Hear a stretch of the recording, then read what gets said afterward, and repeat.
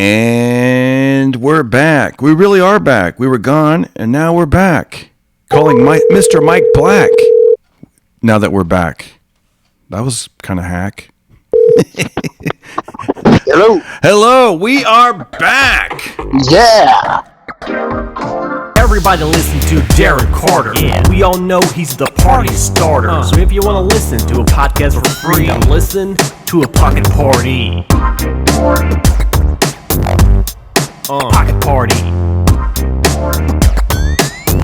Darren. Yeah, okay, let's keep the listeners updated. I know they're on the edge of their seats. So what happened was my computer crashed, and I had to put it in the shop, and it's been there for, like, they said 7 to 10 days, and it was more like 12 to 14 days. and it's funny, like something that I didn't even use like years ago, now it's become a big part of my life, because every day I wake up, I drink my coffee, I edit my videos, I upload them, and I try to move the needle of my career a little bit further ahead. Right. Which is, it's crazy. Like I was on the way to the computer store to pick up my computer, and I thought, man, what's worse for me? Like not having a computer or not having a car when my car was in the shop? And I got to be honest, when my car was in the shop, they at least gave me a rental, and I could drive around while they're out there fixing it in mysterious land. Like, okay, they're doing their thing. And then sure enough, I get the car back. Boom, the car, right. But I mean, that's a big part of it, that they gave me a rental. So that was a big part of it. You know that some computer place tried giving out rentals, and when they got them back, they were so loaded with porn. Exactly. They were like, yeah, we just can't do this anymore. Yeah, our computers are disgusted. There's all this stuff all over it. Yeah, we don't know. Yeah, exactly. And I wouldn't even want a loaner computer, because you're right. You're like, I don't know, man. This feels weird, putting all my passwords into this thing, then I'm giving it back. Oh, God, no, yeah. So that'd be terrible. Yeah, exactly. And it would just even be a nightmare of memory. I'm sure there's like people that are really organized, and they're like, no, you put your passwords here, and then you offload it, and you save it to this disk drive, or I'm not even using the right words, but you know what I mean? Like, so I was yeah. Well, I did a thing yesterday that I was like trying to see if there was a way to expand the life of my PlayStation 4. And online there are all sorts of tips and stuff. And one guy was like, yeah, you can empty all the empty out the cache and reconstruct the drive or whatever, and you do that once a month, and it kind of like cleans out all the cobwebs basically. And I was like, oh great. And so I did that, and I didn't really think about it. And then when I turned it back on, it was like, that you can download video games on here. It was like the first time using it all over again. Oh, wow. And I was like, oh man, now I got to go through all the preferences and everything. Oh, yeah, see? Change everything, and whenever my phone gets new software, it doesn't save preferences. It's like, screw all that. He'll want to just start fresh with the things we like to do, like having your Bluetooth on. Like I'll be walking around with my Bluetooth on around Los Angeles for like 2 days before I know that it's on. And it's like anyone who hacks would be just pouncing on it. Yeah. He doesn't. Yeah, exactly. All those little weird things where, like, do you have an iPhone? Yeah. I think they have like a thing where people can it can airdrop stuff to you if you don't have it like. Right. Yeah. If you have it on like open to Bluetooth, anybody, unless you really know what you're doing, you just shouldn't mess with Bluetooth. Is the upshot of that. Yeah, exactly. Like just use it for like I use Bluetooth only for my AirPods, like when I'm and my radio, but or my speaker, but. Yeah, because I've heard of cases. But those are like devices that and stuff like that. Yeah. Oh, yeah, that's what they say. Unknown devices. Yeah, because there's like I've heard of cases of people like dropping dick pics on airplanes to people, like through AirDrop. Right, or like this device wants to pair with you, and download all your data. Ooh. So. Yeah, it's like. Because like people think, oh, someone just wants to use my Wi-Fi on the plane. What could that hurt? Well. Don't do that. Yeah, because there's people who get a kick out of it. They know how to do it once. They're like, oh, I'm going to keep doing this. And just, screw that. I hate that. Yeah, like man. they're not even trying to be criminals. They're just trying to be dicks, Yeah. So I got the computer back, and of course, it's so weird. Like, do you have a computer? No, not really. See, that's great. See, none of these problems would even exist to you. Like, you're not dealing with. Yeah. I used to have a iPad, but I didn't know how to carry it around. Just walking around society, I was like, I don't want to keep it in a bag. Oh, your iPad? Usually people put it in a they get a cover for it, like a case.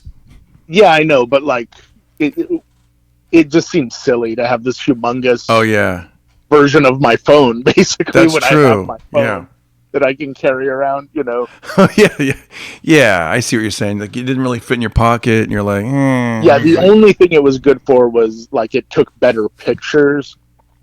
But I was like, I really don't care about pictures enough to carry this humongous thing around. Oh yeah, that's true. Because there's a lot of. I think I've seen some Christmas movies. I forget what it was called, but it was with Will Ferrell, where the children are doing like their Christmas rehearsal or their Christmas show at the elementary school, and they say, "Please, no photos. We have a professional photographer that will be videographing this show." And then the minute these kids start singing, all these giant iPads go up in the air and block everyone's view. Right? Yeah. It was so funny to see. Like, but I was like, it might be great for taping stand-up, but I thought anyone who sees that in the back of the room is just going to go, "Oh, free iPad." Yeah, exactly. With all this banking information on it. Right. Yeah.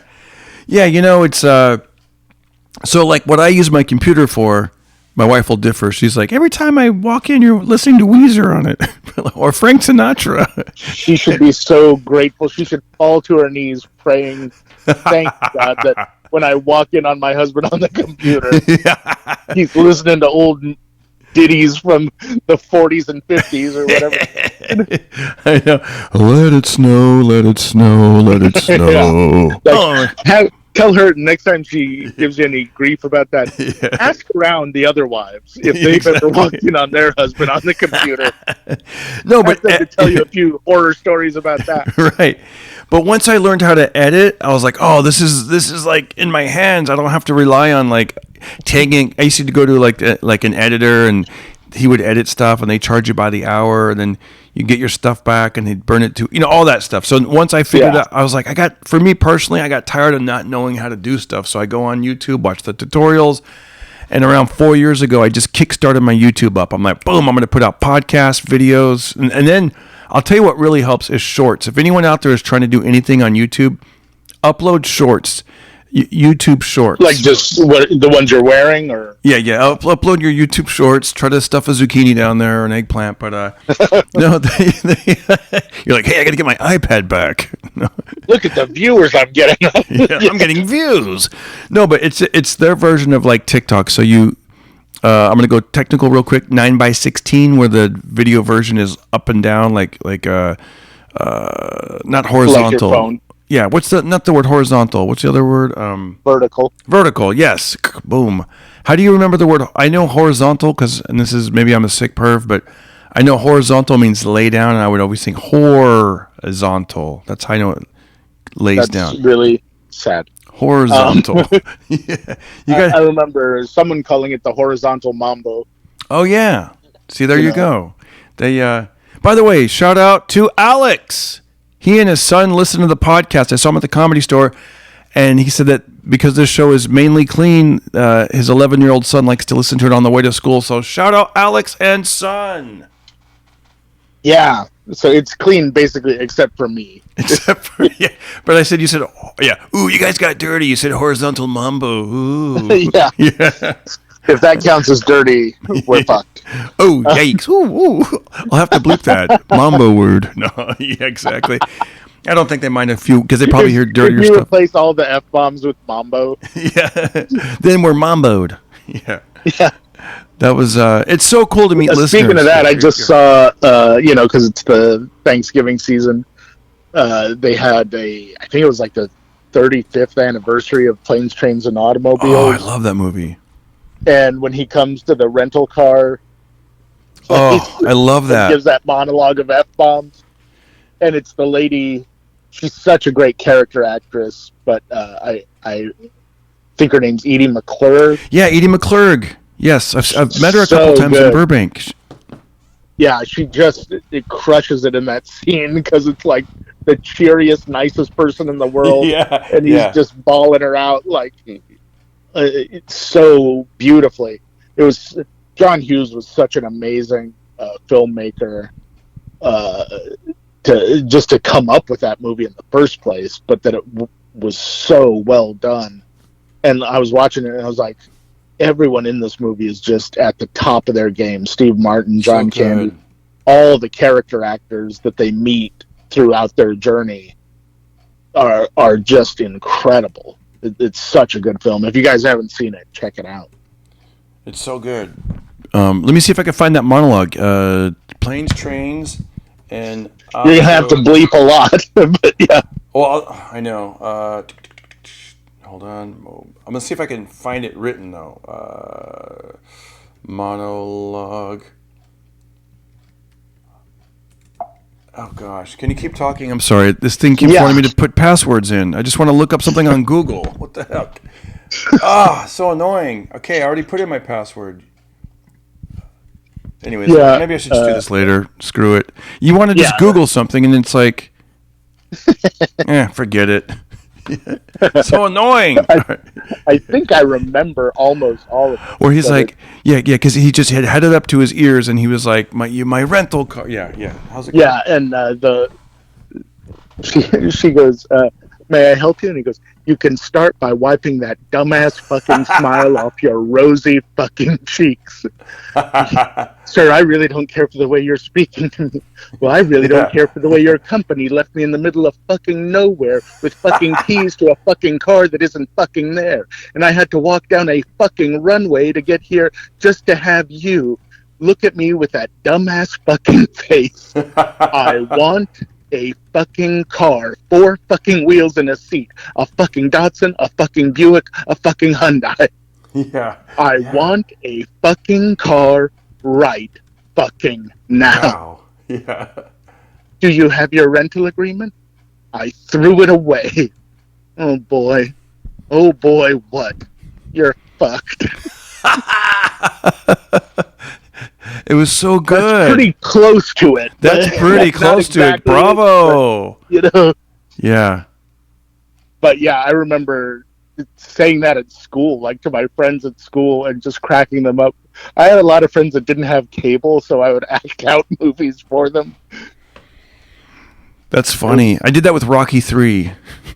I did that with that and with a lot of stand-up. Like if I did what I did back then professionally, I'd be banned from the business. I was just stealing all these jokes, but I credited everyone. That was the funny part. Is even as a kid, I understood that I was like, these are not my jokes. This is I'm doing Rodney Dangerfield's jokes right now. I remember this girl told me I was really funny in 9th grade, and I was like, but I'm just doing Eddie Murphy's material, or I didn't say material. Right, but I'm just saying what Eddie Murphy said. She's like, but you're funny, and I realized like, oh, because I'm saying stuff other than Eddie Murphy, and then that's just the cherry on top of the pie, or whatever you'd say, Yeah, and you were learning from that, like learning how to tell a joke. Yeah. Just, a lot of people, you can give them the greatest joke in the world, and they cannot tell it. It's an actual skill. Like, I don't think you and I think about it that much, but, why did the chicken cross the road is challenging as hell to a lot of people. Right. Because the timing, just understanding the joke that you're telling. A lot of people don't do that. Yeah, and public speaking, just being able to having the confidence to tell a joke, whether it's funny or not, to the audience that you're targeting. Another thing that you learn is I've learned as time has gone on, just in the real world, not stand up, but like the real world, is knowing when to like lay low and just let other people shine. Like I don't have to be the center of attention. When I was younger, you're just so hungry for that laugh. Like if everything that comes to your mind that could be funny, you're like, and you just throw it out there. Then And then eventually you learn like, oh, I don't have to do that now. I can kind of. That was one thing I really learned. And let someone else shine a little bit. Yeah. Yeah, and also you learn like the pacing of it. Like if I'm always the one that every time I open my mouth I say something, after a while it kind of wears thin. You become the annoying guy. You know, like you're always on. You're always on. You know. Yeah, even if you're hilarious, people start rolling their eyes. You know, they're like, "Oh, here he comes." Oh, he's got his hand up. He's going to ask a question, and it's going to be trying to be funny again. Yeah. You know, it's like I learned. Yeah, I remember I'd be in these acting classes, you know, and I was like, "Oh, let me just pace it. Maybe say 2 funny things per class. Like, don't every time I throw my, you know." Yeah, less is more a lot of times on stuff like that. You know. But yeah, like I had a friend that I won't say who it was, but I had a friend in college who he was all about volume. He was like, I'm going to tell 50,000 jokes and maybe 3 of them will hit, but I'll be happy that 3 of them hit. Yeah. And man, that got old fast. And like, it was just like the first day, everyone was like, this guy's a genius. And then like 2 weeks later, they're like, I need him to be moved down the hall. Give him the light. I don't want him living near me. You know? Yeah. Man, I was outside earlier today. You know, I don't usually get out that early, but with the time change, by the way, with the time change, my clock is right in my car again.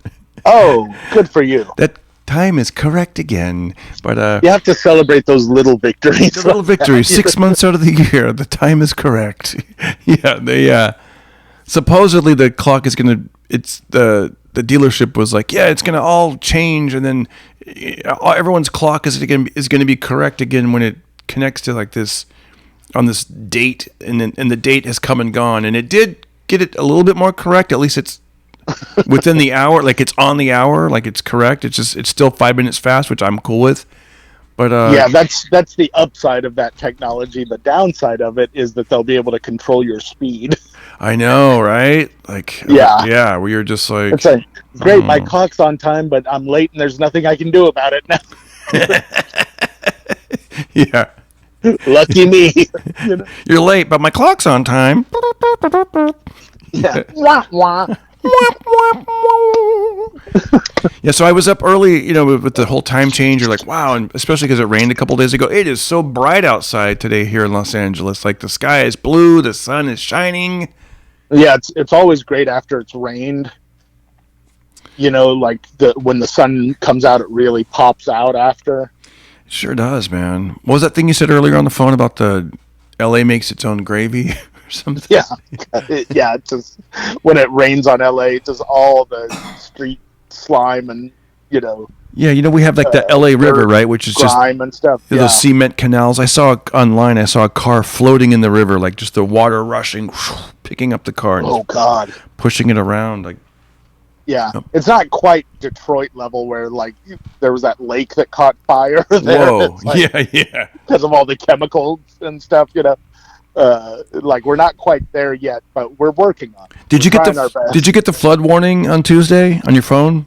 I did, and it was just bullshit for me anyway. Like I looked outside and I was like, it's a light drizzle, but you know, yeah. It was kind of like. You know, people joke about it all the time. No one in LA knows how to drive in the rain. Yeah. And it can be like the lightest drizzle ever, and they're just freaking out on the freeway. You know, they just don't know what the hell they're doing.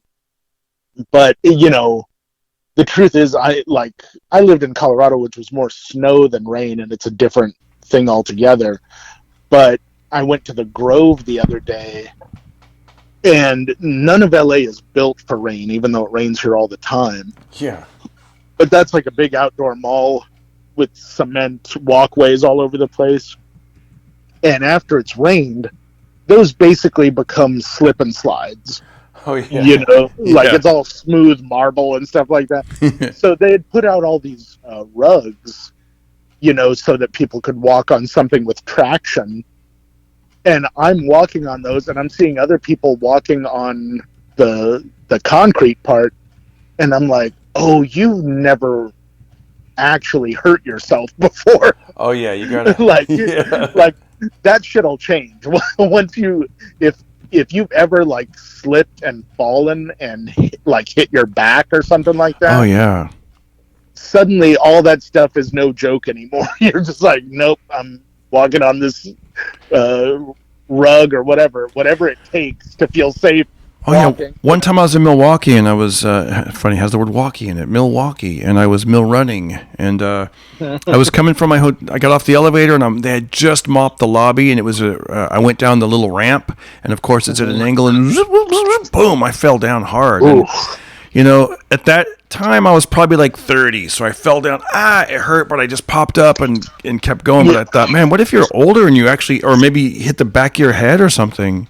You know? Yeah, if you're older, you can do some real damage. But I remember when I was a kid, there was a store called Woolworth that used to be a pretty famous chain. Oh yeah, Woolworths. But they had I remember it was around Christmas time. We were Christmas shopping, and there was like glass doors as you came in, and like a sheet of black ice on the ground in front of it. Now, black ice is just ice on black concrete, and it's really treacherous because people don't know it's there. Yeah. So this was a combination of black ice and glass doors that no one could fucking see. Whoa. And so my mom was like, come on, let's go shop. I was like, you go on ahead. I'm going to see how this plays out for a minute.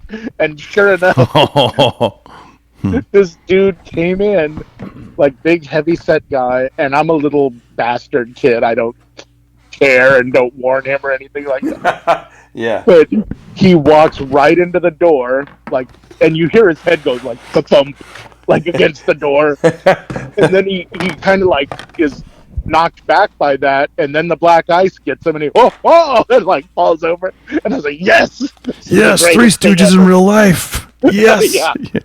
Hey, I just have a new product for you. You could after the shows, you could stand by the exit and sell Mike Black Ice. Yeah, that's not a bad idea. And he was lying there like, help me up, and no one would help him up. And there's all he saw was this like 7-year-old kid just pointing and laughing while he waited for someone to help him. Oh man, Karma got me back. I like to think that that guy, if he like has passed on, or maybe he just saw me around town. I have slipped on black ice probably 20 times in my life. Whoa. Like I used to wear Doc Martens just because I was more of a punk kind of kid. Yeah. And they are not made for snow. And they have no traction whatsoever on the bottom of them. And so I would slip all over the place, you know, wearing those things. One time I was putting my keys in my car and my feet just went out from under me, but I didn't let go of the key. Oh no. So I'm just like holding the door as my body falls completely all the way down. And I was like, this has to look just idiotic to anyone who saw it, you know? Man, don't get caught slipping on that black ice. Yes.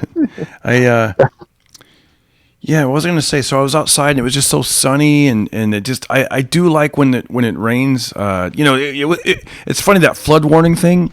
It was during one of my writing sessions with Fraser Smith.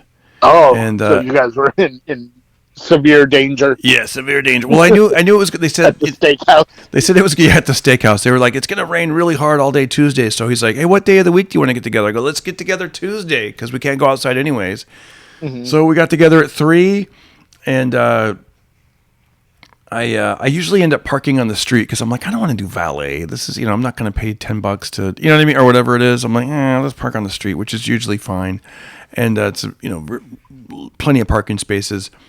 And during that 20 minutes from the time I left to go over there, it was a crazy rainstorm. That's when, like, it was, I don't know if it was a microburst, but it was just pouring down. Like, we're talking like epic movie hurricane, like just, you have the windshield wipers on all full blast, like, and the water next to you looks like a river where it's just like just rushing down in the gutter. And there was one spot available, and it was by a storm drain where all this water was just rushing into the storm drain. But I cautioned because I was like, I remembered a story of a friend that back in the 90s parked by a storm drain and somehow debris got caught up in the river and then the rushing water and it got caught and then next thing you know, trash was blocking the storm drain and it built a puddle and then water got into his parked car and believe it or not, in LA, his car got totaled because of water damage. Yeah. Oh, yeah. Yeah. That can happen. So everyone assumes that their cars are these airtight capsules. Yeah. And it's like, no, if the air conditioner can get to you, yeah, so can water. Right. And all that stuff. You don't want your engine in 3 feet of water. No. Ever. All the spark plugs get doused and they and like the glove box is pretty much leads to the outside. If you flip it open and look up under it, true, it goes straight to the outside. So you don't want. You also in LA you shouldn't put a lot of food in your car either, because that attracts shit from outside, rodents and whatnot. Yeah, you're right. They like I stopped at a Walgreens and there was a. You know how you like sometimes can see other cars in the parking lot, and just motion caught my eye. Yeah, I saw a rat go up under someone's car, crawl up, and I don't know where it went. Wow. And I was like, "Oh, I'm gonna shop somewhere else now." Wow. And it's like any place in LA has that problem. Oh, you're right. But whenever we go to the farm, my wife's always like, okay, make sure there's no like loose like nuts in your car, like cashews or just almonds or whatever, like smart. But you're right though. You don't want that because I know the cats like to go up and rest on the tires and the engines and stuff. But you're right. That's like I remember when I first moved here, seeing some guy talk to a valet, and he goes, "Please leave the windows rolled up.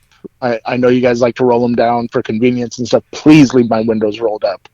And I remember thinking, what a dick, given the valet all these demands and stuff like that. And now anytime I have to do it, I'm like, can you please leave the windows rolled up? Yeah. And you know how I have that rope ladder that you guys usually put so the animals can climb up the rope ladder? Can you please don't unravel the rope ladder? To my passenger door. Whatever you do. Please do not leave a block of cheese in the passenger seat. Can you please not leave a bag of cheese, some loose carrots, and that's all I ask. Please and don't breadcrumbs leading to my glove compartment. Yeah. Can you please surround dangle a tiny mouse to attract other mice? Yeah. And do you mind surrounding my Tesla with mouse traps, if you don't mind? This ball of yarn that you've put in here is not helpful. And catnip and the gravy trail all the way to the door. That's hilarious. You just leave roach motels all over your dashboard. Right, yeah. The valet's like, this guy's insulting. No, I'm cautious. I've listened to other... I freak out when a fly comes into my car, Oh, that's a weird... Yeah, I know what you're saying. Get out. Yeah, roll the windows down. Get out there, blow out there. Just, Yeah, I'm trying to coax it out of the car, and it's meanwhile, oncoming traffic is happening. I know, you got to be careful. I was in my car once, and a bee was in there, and I just rolled the windows down and just didn't think about it. So just blow all that wind, just get out of here, bee. Because my first thought is always, if I don't get rid of it right now, it's going to lay eggs, and then I'm going to have 1,000 flies in here or something. Looking like Pigpen from Charlie Brown. Right. Exactly. Here comes Mike Black. Oh, that'd be hilarious. Just a big What happened? Someone left a cashew in his car, and flies came in and laid eggs. Yeah. Now he has to put spiders in there to get the eggs. To get the flies. You have a whole thing going on. And then he put a horse in there to catch the cow. And, Yeah. So when I parked, I made sure I kind of was on a little bit of a grade, so the water was rushing past me, and I parked about. I know you're legally supposed to park 18 inches from the curb, but I kind of what? Yeah. You're not supposed to go right up against the curb. You're supposed to not go. I get not right up against the curb, but do they realize how far 18 inches is from the curb. Oh, wait a second. The law is you can't be further than 18 inches. That's what it was. Further than 18. Oh, okay. I was like, that's insanity. So Like, yeah, you got it. So I made sure that I was at the limit. That way the water would go by, and then in case anything caught up, it wouldn't like go up into the car. And my car was fine, and the water it was good. But by the time I parked and walked to the front door of the steakhouse, the rain had started to like become, like you said, more of a regular rain. Like, okay, this isn't so bad. I have an umbrella and I have a rain jacket, but this isn't crazy rain. And and then we got the alarm like flood warning, and I was like, did it get bad again? And I went outside again to check, and you're right, it wasn't much. But apparently, as the storm cloud was moving east, it went to like those burn areas where all the mudslides could happen and all that. So maybe the flood was out, maybe more towards, Altadena or Big Bear or whatever. Yeah, that's part of the problem with California, is that it's such a huge area that you'll get, like, I'll get Amber Alerts on my phone, and it's like the last seen in San Diego, and it's like, okay, well, there's nothing I can do about San Diego. Yeah. What was one of the jokes we wrote for Frasier? Like something about I'm sweating like Johnny Depp getting an Amber Alert. Like Amber Heard alert. Okay. Yeah, I understand. I love writing. Yeah, they don't work for me, but the jokes work for him. Okay, you know Kanye, right? His nickname is Yee. Yeah. Okay, we'll come back to that. Okay, so that was it. That was. Well, no, that wasn't it. I just wanted to let the audience know that, so they'll get this next joke. Boy, Kanye even got canceled from Christmas carols. Yeah, they took the Ye out of "Oh Come All Ye Faithful." Come on, guys. That's Frasier's. No. Isn't it funny how I think other people's acts wouldn't work for us? Like, because, well, yeah, it's true. I mean, there's comedians that are, they're kind of known for like stealing jokes, but I mean, but generally, like, things that I do probably wouldn't work for you or Frasier. Things that Frasier Smith does wouldn't work for you or me, and things that you do wouldn't work for me or Frasier. Yeah, I think you don't see a lot of guys stealing entire acts. You see them steal like one or two jokes. Yeah. That are kind of universal truths that anyone could tell. Like, I don't have a lot of those in my act, so I don't worry about it. But like, right. Yeah. But there's some jokes that are just like anyone could tell that joke. Right. And I think there are definitely guys that look for those, that look for like, that's a joke that I could tell and no one would notice or no one would think I stole it, And we know you're out there, you bastards. Do that. You're listening, and you're listening now for some gold, but you're not going to get it. The truth is, though, like, a lot of those guys make the mistake of putting it out on social media, and usually, eventually, if you do that long enough, someone is going to find other, like, social media that predates yours by a long time, where it's like, oh, that's an old Jerry Seinfeld joke, and there are a lot of people out there that love finding stuff like that and going, this guy stole this, and this. That's what happened to Mencia, and a few other comics that's happened to, like, they actually talked about it on the show, but Dane Cook had a lot of stuff that was very, very similar to Louis C.K. And so a lot of people put out, clips of both of them side by side going, you be the judge, but Louis C.K. did this 10 years ago, Yeah, that was weird, huh? There was like 3 bits. Yeah. I remember and I was like, wow, they're actually... But they actually, like, Louis C.K. did a pretty cool thing by having him on the show Louis, and they made a whole episode about the two of them having to talk to each other because of an industry thing.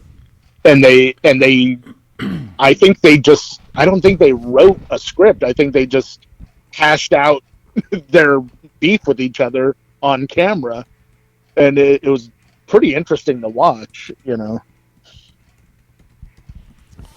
Like Who's On First, that famous Abbott and Costello bit? Yeah. I used to listen a lot to Gilbert Gottfried's podcast, and they were saying that they weren't the first comedians to do that. Like, they were the ones that made it famous, and they're known for it, but it was like a common vaudeville bit, apparently. Yeah, vaudeville was a different animal. It was everyone did everything. Like basically the rule of vaudeville from what I understood was if you see something You say in something. vaudeville Yeah. and you Yeah. can actually do it yourself, Oh. do it. You know, 'cause, Right. like and back then this was like sing for your supper times. This was the Depression and stuff like that, you know. And so if you saw someone juggle and you're like, I'm gonna go learn how to juggle so I can feed myself and not die. Right. You know, Yeah. it was a different time. It's like now, you know, people stealing from each other. I'm a lot less inclined to forgive. But at that time, it was like, oh, that guy knows how to tap dance. I'm going to learn how to tap dance too. It was like a business. It was like, you know, the way you stayed alive. And I think it went further than like just juggling, and I think it was actually like bits, you know, like stories and Right. like jokes that they would. But yeah, it was vaudeville was like all kinds of different acts, but they had like, little sketches and stuff like that people would do. And like Chaplin would do before he got famous for being the tramp. He was really well known in England for being a really good drunk act. You know, he would go on stage and do a whole sketch as a drunk guy, and people loved it. But there were like 50 guys doing that, you know. And a lot of them would do the exact same material here and there. And nobody really cared as long as they got fed, you know, and paid and stuff like that. Yeah. You know, it didn't really matter because it wasn't like anyone was getting super, super famous off of it, you know, and it wasn't like the idea. Everyone knew that was watching vaudeville that like, oh, a lot of this stuff mashes together and it's all just a kind of a grab bag. But with stand-up, the big distinction I think with stand-up is that when you go on stage, what you're selling to the audience is your original thoughts, or at least the idea of that. Yeah. That like, oh, this is me giving you stuff from my point of view in my life. And so if all of that is taken from other comedians, it sucks. You know, it sucks. It's like, and then exactly. Because as comedians who are like true artists who really, you know, come up with our own stuff, tell our own stories, have our own ideas, then you see someone else just sort of skimming off the top, and you know. It's to me at that point it's not stand up, it's karaoke basically. You know, only you're not giving credit to the artist that created it. You're going, I thought of this myself. Like, what's the deal with Raisin Bran? You know, right? Well, like sorry, that's not you, dude. Yeah, and you know what's great is like every single joke that I say on stage, I can tell you when I came up with it, how the situation happened, and it's great when it's real. You know what I mean? Like, for example, my son is he's almost 5'10". By the way, you guys can look him up on YouTube. He has his own channel of music and Instagram and everywhere else, TikTok. His name is What's his handle on all that stuff? His real name is Austin Carter, but on everything else, look up AusTheBassBoss, and it's spelled AustheBassBoss. The links, I put the link on all my YouTube videos. AusTheBassBoss. But anyways, like, so one day, you know, he had some shorts, some like pants and shorts and stuff, and my wife was like, "Hey, you're outgrowing these." Now, here's what's funny, Mike. I guess apparently I have shorter legs but a longer torso, so I may be like I'm 5'11", but I'm you know I'm from the, so I'm long but from the waist up, right? Apparently, I've come to find out it's all torso. Yeah, and so Greco-Roman. Exactly. That's what I guess I was a wrestler, and good at pull-ups or whatever. But so I was like, well, let me see if I can let me try those pants on. And dude, his actual pants and shorts fit. I'm like, so any shorts that I've been wearing the last 6 months, they used to belong to my son. So then I came up with a joke right then and there. I said something like, I never thought one day I'd be wearing hand-me-ups. You know? And it's cute. It's real, and it's hand-me-ups, or like that's a real story that really happened, and you're like, oh, that's hand me up sounds a lot better than I'm wearing my son's underwear. Exactly. Yeah. Here's a silly joke that we came up with the other day, and this is a true story. Now I'm going to figure out how to say it. I've said it a couple of times, and it is funny, but it is a pun, but it's true. I was in the shower and as I was taking a shower, my wife's a great cook and she cooks like almost every day and probably every day actually. But I'm hearing the pots and the pans and the dishes and I'm like, oh, this is exciting. I'm like, I wonder what meal she's making. And so as soon as I got out of the shower, I put my clothes on. I come out and I'm like all excited and I'm looking and I don't see anything. And I'm like, oh, I thought you were cooking something. And she's like, no, I was just emptying the dishwasher. And I was like, oh, you got my hopes up. And then she made a pun and she goes, yeah, I'm a cook tease. And dude, I've done it and it's gotten laughs. I'm like, that's a real story. It really is something funny. And it's, boom, there it is. That's a really good one. Yeah. That's a good one, right? And especially on that it's clever and it's cute. And, we came up with another one about getting lost in the corn maze. Because I went to the corn maze one last time, like October 30th or something. So this was your last bumpkin activity. Yeah, the most recent bumpkin activity. And each year I come up, I have this bit about corn maze and Halloween, and it continues to grow each year. And this year I had my wherewithal to start doing it like in September, as opposed to usually I don't remember to do my Halloween bit till like the day of Halloween, and then I keep doing it till like January. Right. Yeah. Hey, New Year's is great, but what about Halloween? Yeah. So, I hang on to my Halloween bits almost all year round. Like I'll start up again in February. Exactly, because they're great, right? And then. Yeah. They, of course, I really wasn't doing the Halloween bits in, quarantine for 2 years. So, anyways, The joke is on this one, it's like a silly, because that whole bit is about puns where I'm like, they get lost in the corn maze. They called 911, which is a true story.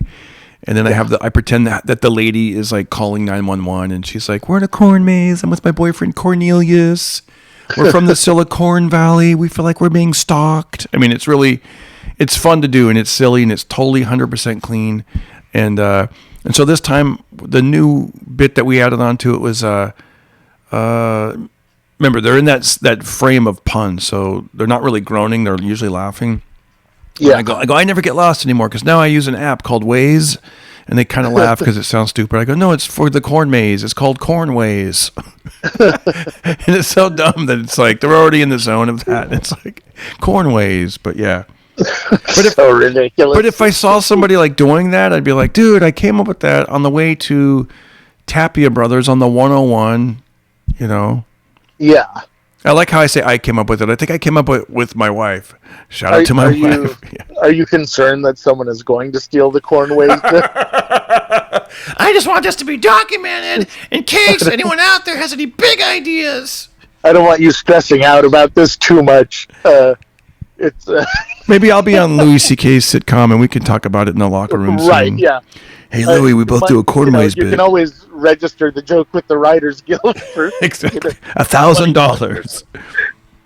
No, it's actually cheap. It's like $20. Oh, is it? Register your whole act, pretty much, I like, there's this comedian, he's really funny. He did the podcast before, and he's really big on like corporate gigs and like the Midwest. He sells out everywhere. His name is, you might not know him, but do you ever heard of Greg Hahn? No. Greg Hahn, yeah. He's not a Comedy Store guy, but like this guy, big on the Bob and Tom show, and just like, in fact, we were in that movie together that's going to be coming out with Paul Rodriguez and all the guys.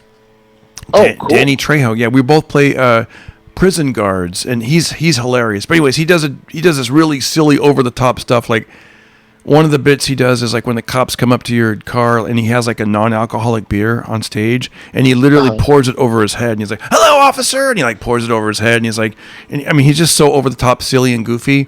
But then one of the things that he's one of the things that I'm laughing because I can picture him where he talks about going to the gym and he goes, I like to chalk up. And then he starts slapping his hands and he acts like he's like chalk is a big cloud all around him. And then he just does all this silly, goofy, crazy shit. And then he stops and gets deadly serious and he goes, nobody's stealing my shit. And then he goes back.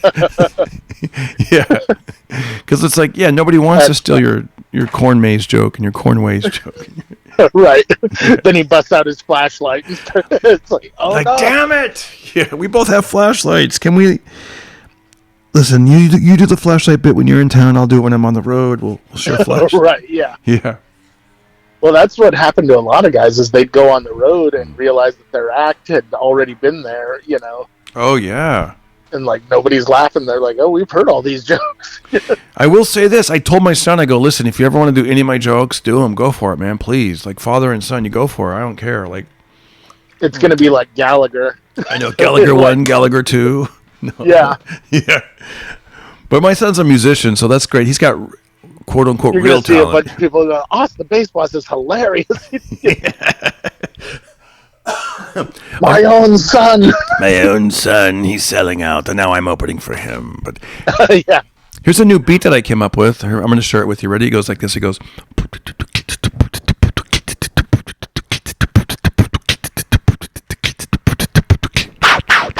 Thank you. Thank you. You're welcome. I don't know what to do after that. You don't have to do when a man shares it. When one man shares it. I've never had someone share a beat with me before. I don't know the etiquette. Dude, that was I actually was so into that beat, like I came up with it, that I literally like was doing it at home, and then I had to go to the mall, and I was in my car with the radio off, just doing my own beat for about 2 miles. I was at stoplights and everything. I was like, wow, is this guy playing with it? You know, like This is really good. I'm doing something amazing. And then my son started doing it, and then I think that yeah, and that's the thing. There's audiences appreciate it, but the ones that you live with sometimes don't as much. I could see that being a problem. Yeah, I even tell the audience, like, it's cool in small doses, but try being with this for 25 years. Just brush your teeth, Darren. Darren, stop it, please, already. Like, yeah. Man, it's so good to have this computer back, knowing that we can actually get this episode out there. Oh man.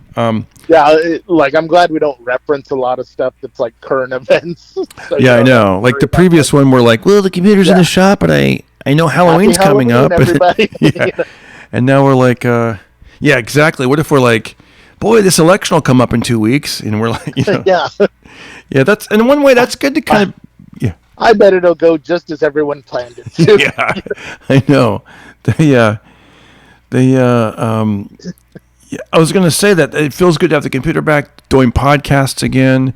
I don't know, man. Like, I know you don't have a computer, so you wouldn't miss it if yours wasn't working, but maybe like your phone. Let's say your phone was in the shop and you didn't have a phone for like 7 days. It'd be weird, dude. It's so weird. Oh yeah. Well, anytime my phone is charging, where like if I leave it to charge and go do other stuff, it amazes me how often I think, oh, I'll just check my phone. Oh, right, it's in the other room. It's you Right. know, like I'm basically lobotomized without it at this point. I would say I'm about 99% dumber when I don't have access to my phone. No, it's true. It's like I was looking up some movie clips. We'll talk about Christmas Vacation in a little bit, and I didn't have my computer last night, and I was like, oh wait, so I'm watching it on my phone. Have my phone on the tripod. Usually, what I do is I'll have a YouTube video playing, and as it's sort of playing, I'm looking at my phone and looking at updates, and I realize, I can't do that because the thing that I'm watching is right in front of me, and I don't have a phone to.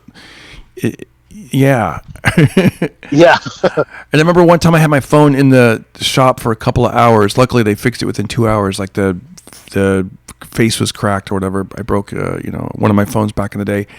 Same thing. I'm like, wow. I'm just like twiddling my thumbs. Like, what do I do? Like, there's nothing to. They didn't even have anything to read. I was just like staring at like boxes of phones. Like, oh, what's this phone do? Like, you know. Oh yeah, yeah. And people aren't equipped to deal with that in society anymore. It's like we're all such worker ants to that sort of thing that like if you've ever broken your phone and had to get it replaced, Yeah. If you tell someone, oh, I broke my phone, I need to get it replaced. Oh, well, just call this number.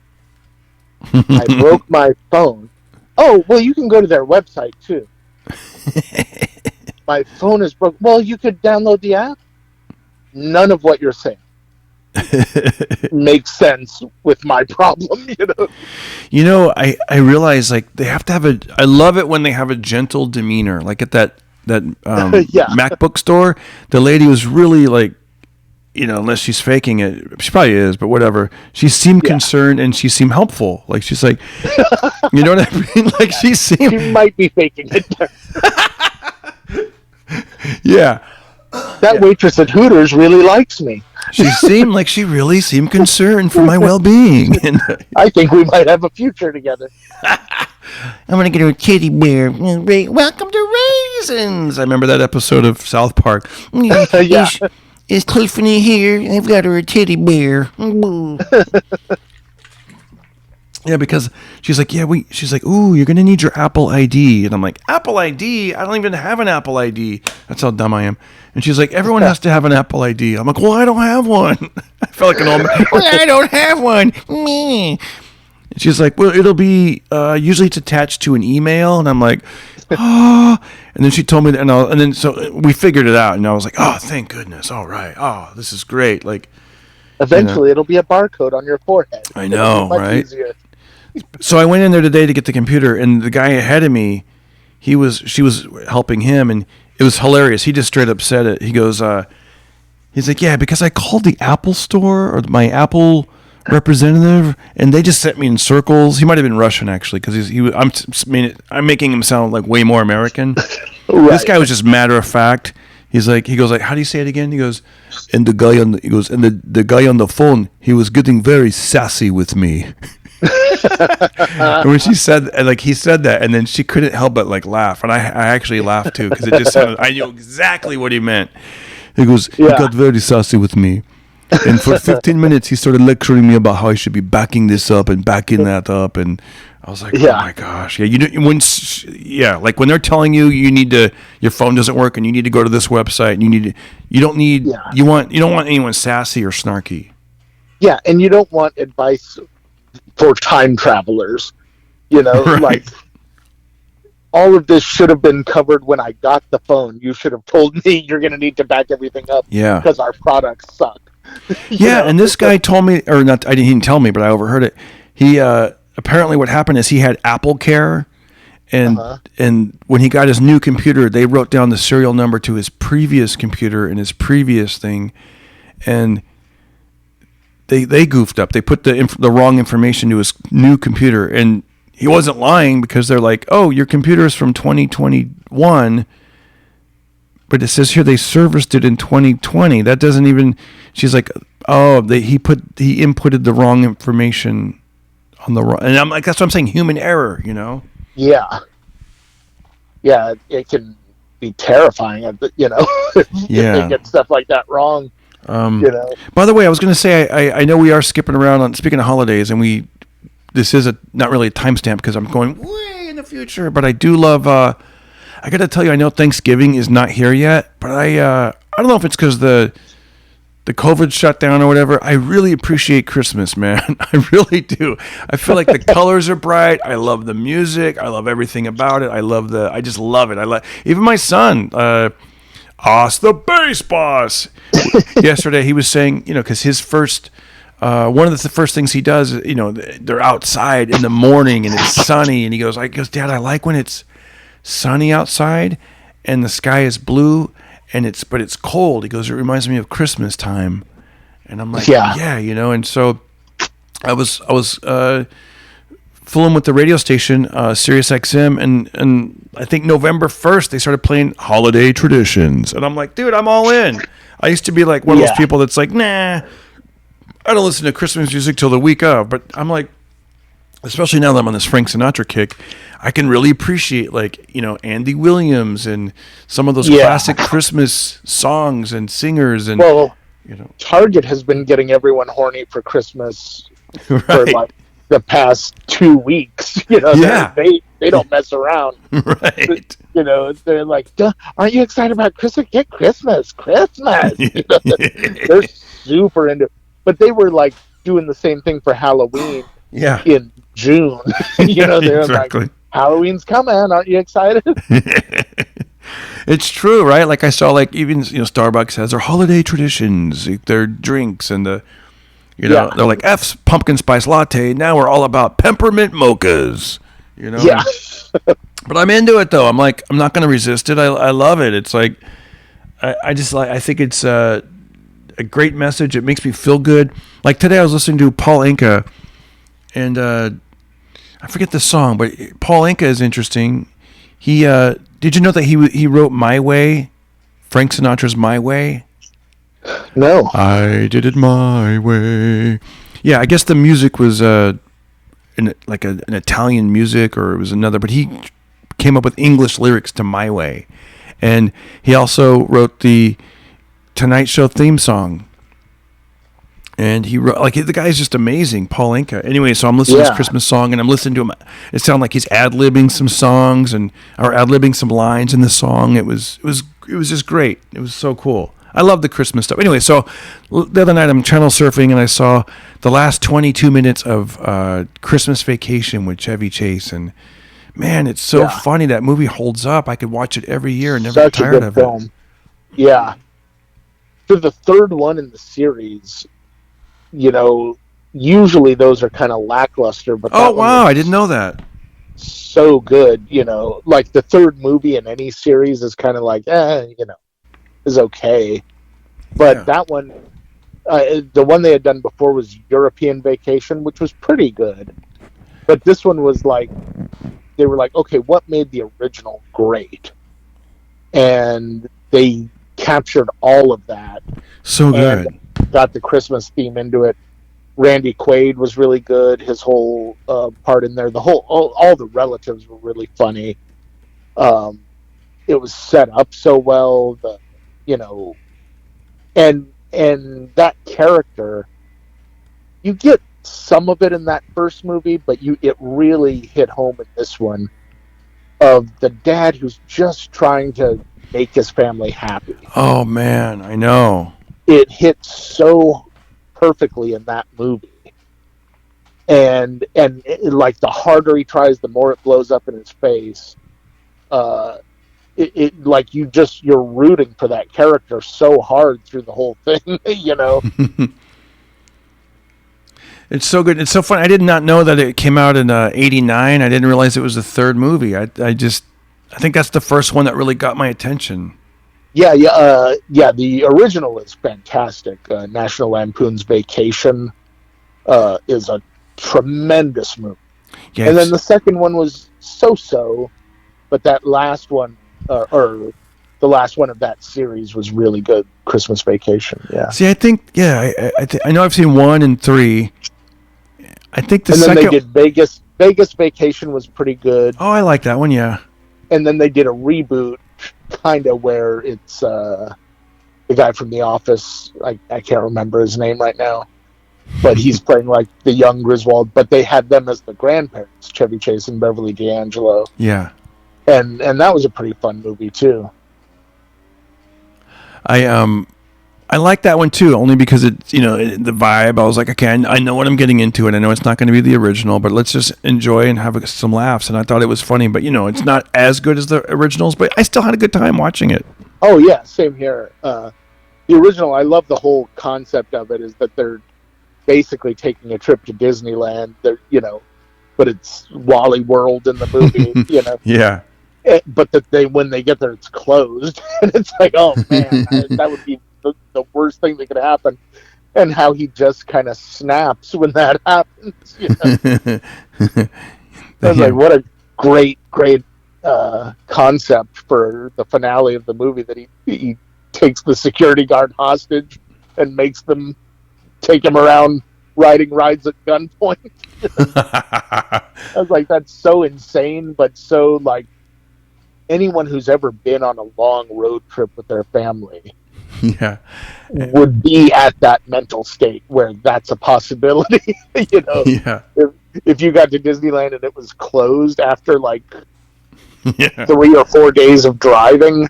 By the way, I like that line where he goes, he says something like, we're gonna have the happiest Christmas since Bing Crosby tap danced with Danny fucking Kaye. Yeah. You know? Yeah, when his character loses it, it's Yeah. so good.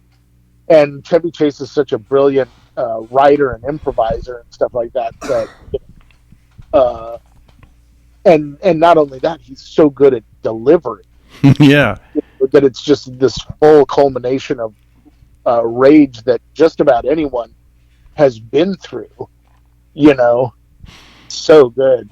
So good. And when he does that monologue where he says something like he wishes somebody would, kidnap my boss and put a bow tie around his ass. And then you look at Cousin Eddie and you're like, oh, he's just the guy to do it. Like, yeah, Randy Quaid sneaks out to go do it. Yeah. He was great in the first one, too. It was so funny. Oh.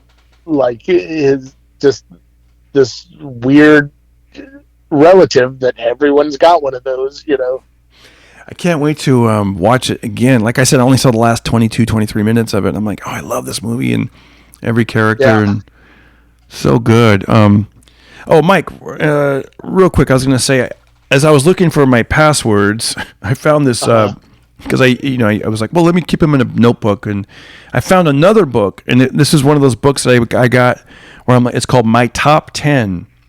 And it's one of these things, a journal, like to help you write, like, you write down your top 10, whatever, like lists of things. And I thought, oh, this would be good for the podcast. Like just asking, I got it a couple of years ago, asking guests, like random questions. So I'm going to just flip through the pages randomly. Here we go. And instead of saying top, I'm not going to make you name 10 things, but this might, do you wear, it says your top 10 perfumes or colognes. Do you have a perfume or cologne that you prefer? Yes or no, or maybe, or whatever body spray is on sale is my. Oh wow, that's cool. See, I'm not married to any perfume or cologne. I just use scented soaps, I guess. Favorite way to pamper yourself? Ooh, that's a good one. Probably a nice meal, though it shouldn't be, but like yeah. If I go to someplace really nice to eat, that's a good one.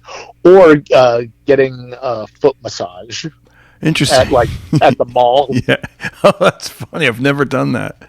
How long do they do that? How long do they massage a person's feet? 10 minutes? It's however long you pay them to do it. Basically, you can stay there all day if you've got that kind of money. Really? That's hilarious. For me, $10.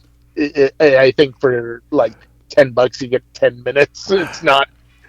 They're making a great living, I think. But do you think we should ever do a podcast? And you're the one that walk around a lot, and so I get foot pain a lot. So maybe that could be a podcast where I'm interviewing you as you're getting your feet massaged, and we'll get it on camera. Hey, if you pay for it, I'm all for it. Like, hey guys, this is our latest vlog. It's called Pampering Mike. Mike was happy to do 3 hours of podcasting. He's like, Darren, keep going, and more questions from your little book. Yeah. But yeah, the problem is I'm also ticklish, and so like when they we gotta film this. A giggling Mike Black. A minute or two for my feet to adjust. And oh god, you don't want my feet on camera. They've been through the mill. Oh yeah, we'll zoom out. We won't get too. Yeah, like crop out of it. I even did a podcast once at a comedian's apartment, and we were like on the couch, and I had the camera set up across the way, and he's on one end of the couch, I'm on the other, and I realized he was barefoot, and I was like, "Hey, buddy, you mind putting some socks on? Like, just." I go, and he goes, "What do you mean?" I go, "No, because it's kind of we don't want to distract. We don't want. It's kind of gross looking. People don't want to see feet, Yeah. I'm like. And there's some people that really, really do want to see feet, and we don't really want them. Exactly. They're gonna be doing, TikTok's all about your feet. Yeah. Not to kink shame anyone out there, but that's not the audience. Yeah, exactly. What about children's books? Do you have a favorite children's book? When I was a kid, I was real into a book called Funicula, which was the story of a vampire bunny. Wow. As children's books go, I thought that one was a lot of fun. But I guess my favorite, if I had to pick one, would have been Where the Sidewalk Ends. Oh, yeah. Shel Silverstein. He's great. Love that. They also had like scary stories to tell in the dark, and they were all. It was just like a collection of ghost stories, and that Oh, was I just really thought of an idea. Probably too hard to do, but what if it was a scary stories to tell in the dark, and the pages were all glow in the dark, or the words, so you have to read it in the dark. I guess. You could, Hey, on another subject, here's a new beat I came up with. Thank you. You're welcome. Just going to Mike Black, man. Thank you very much. All right, your next. Let me see. Your next dessert. Let's say you haven't had dessert for the next week, and then you finally get dessert. Do you go cake or do you go pie?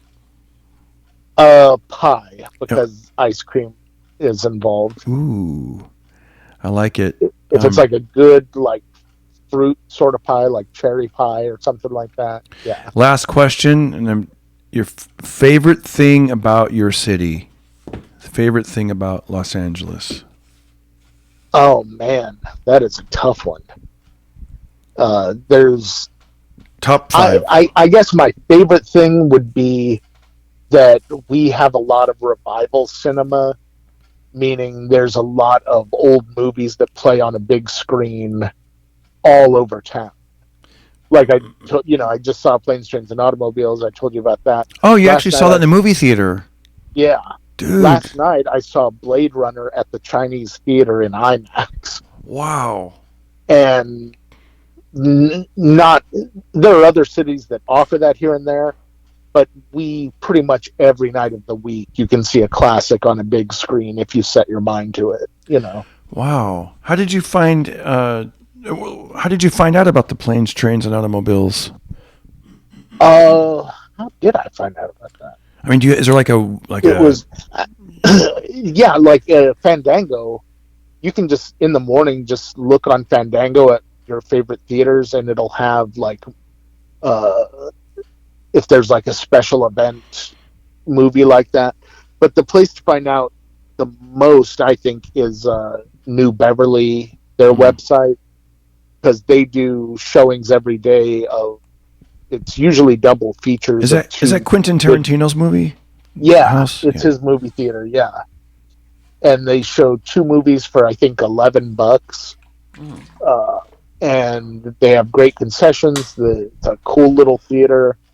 But yeah, there are theaters like that all over town. Let me ask you about Planes, Trains, and Automobiles. For some reason, I didn't know you were in a theater watching it. Yeah. Was it expensive to go see? No, I think it was like normal movie price. Like less than $15? I think so, yeah. That's so cool. And what was the crowd? Was it like a crowded theater? Was it like? I would say it was about half full. I don't think they didn't do a lot of advertising for it or anything like that. I think it's so cool. Yeah. It happened to be the anniversary of the release. And so that's why it was in theaters that day. And I think it was the same thing with Blade Runner. It was like the day that it was released. I'm asking all the dumbest questions because I should be asking questions about the movie, and I'm like, and how was parking? And was the popcorn buttered? And what was the temperature? No, it's like it helps people find out about it and stuff like that. But like, if you have like a movie, like let's say you want to see The Empire Strikes Back on a big screen, you can set a Google alert for your town, like of just like Empire Strikes Back screening Los Angeles. And then when one comes up, it'll let you know about it. And so, because like seeing it on a small screen, that's not the way to see that movie. Yeah. That's definitely a cinematic experience that you want to have. And so sometimes you'll luck out and the movie will be playing pretty shortly after you look for it. And other times it may take 2 or 3 years. But they'll play anything. Like Garbage Pail Kids might be the worst movie ever made. But they played it at the New Beverly at a matinee like 2 weeks ago, Nobody was there, but they played it. No, people went because they were like, I'm never going to get this chance again to see this movie on a big screen. That's awesome. I saw the Muppet movie there. That was great. Oh, wow. That's cool. The whole audience was like singing along and everything. Wow.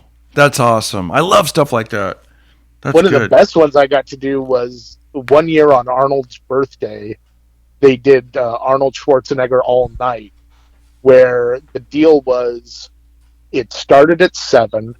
They were going to show 6 Arnold Schwarzenegger movies. So basically, until sunup, they were going to show Arnold Schwarzenegger movies, but they didn't tell you which ones they were going to show.